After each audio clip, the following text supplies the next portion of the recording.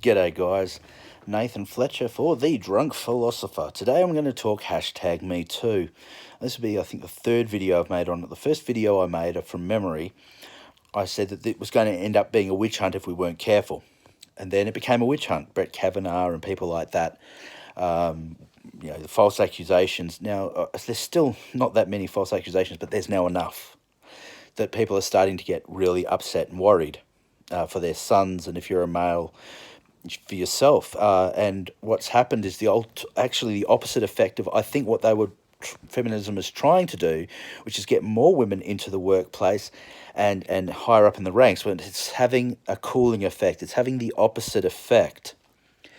The Me Too movement at the moment is men now don't want to mentor and look after young ladies. Now, is that fair? No, it's not fair. Is that right? No, it's not right, because it's not fair. Is it what's happening? Yes, because men are now saying, well, what happens if, just by chance, one of these young ladies that I'm mentoring, or I'm trying to get up to the next level, what if they accuse me of touching them 20 years down the track, or 30 years down the track?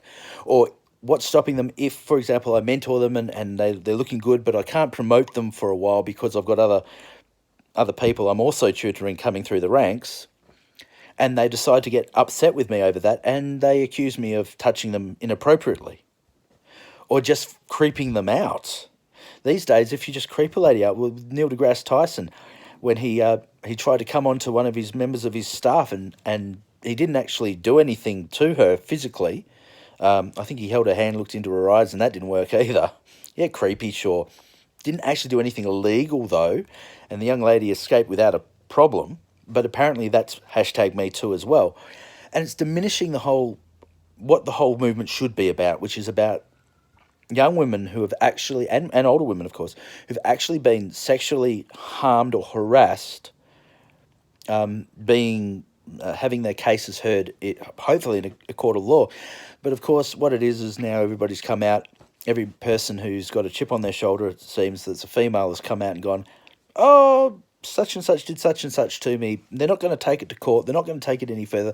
They're just looking for a pity party and to destroy lives. And the sad thing is, I think a lot of these young ladies and older ladies have had something happen to them. They have. I think that Dr. Christine Ford probably did have something happen to her. I'm not sure whether it's Brett Kavanaugh or not, but I'm pretty certain that the allegations that she came up with, something did happen at some point in her life. I have no doubt of that. But, and you get the other thing that's going on at the moment with the Me Too, because it's bringing out the whole toxic masculinity thing again. You've got to look out for males. They do horrible things. And I remember when Dr. Christine Ford, for example, going back to the Kavanaugh bit, she was crying, and everyone was going, oh, that poor thing. Male and female going, that poor thing, something has happened to her and it's terrible.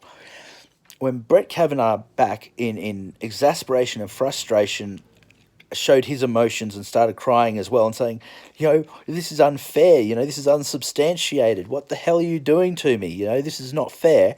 And everyone went, oh, what a weak little bitch. Now, apparently, if you're a man and you show your emotions and that sort of thing, well, shout out to you. I've seen this meme a few times. Shout out to all the men who show their emotions and they're not afraid to cry and all that sort of crap. Well, that's the reason men don't cry, is what happened with Brett Kavanaugh, all right? That's why we don't cry, because all the women then come out and go, oh, what a sissy, what a weakling. It's not the other men saying that to men.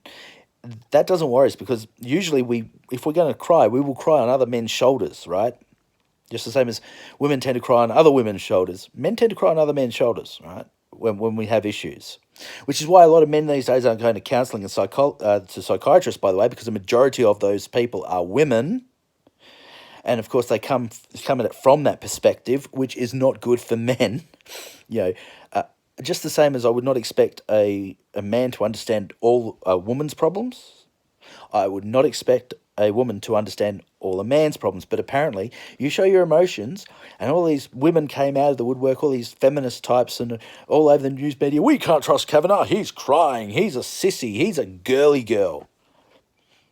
How dare he show his emotions? He's obviously too emotionally charged, or whatever the crap it was.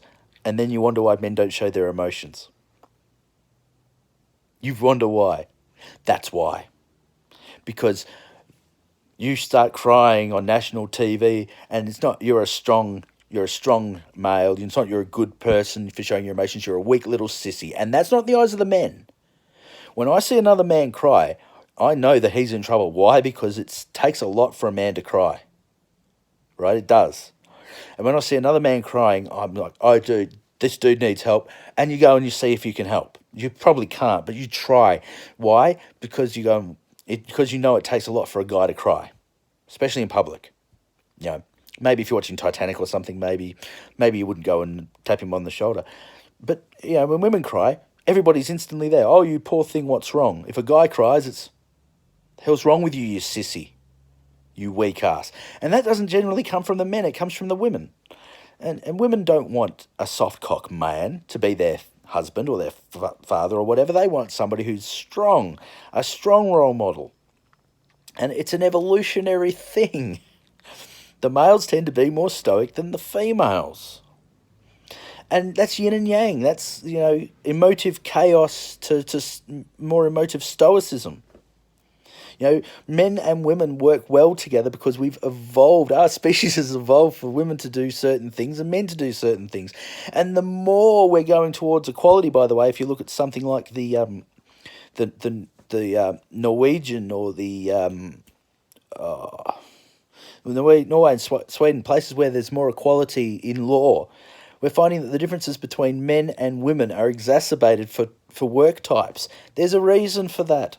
Evolutionarily, we fit together well as a jigsaw puzzle. The women tend to care more for the people, and the guys tend to care more about the things. Right? There's nothing wrong with that. But this Me Too movement has really brought out the worst in some people, and it's a shame because there are people out there like Weinstein who legitimately are pieces of shit to women, and they need to be called out.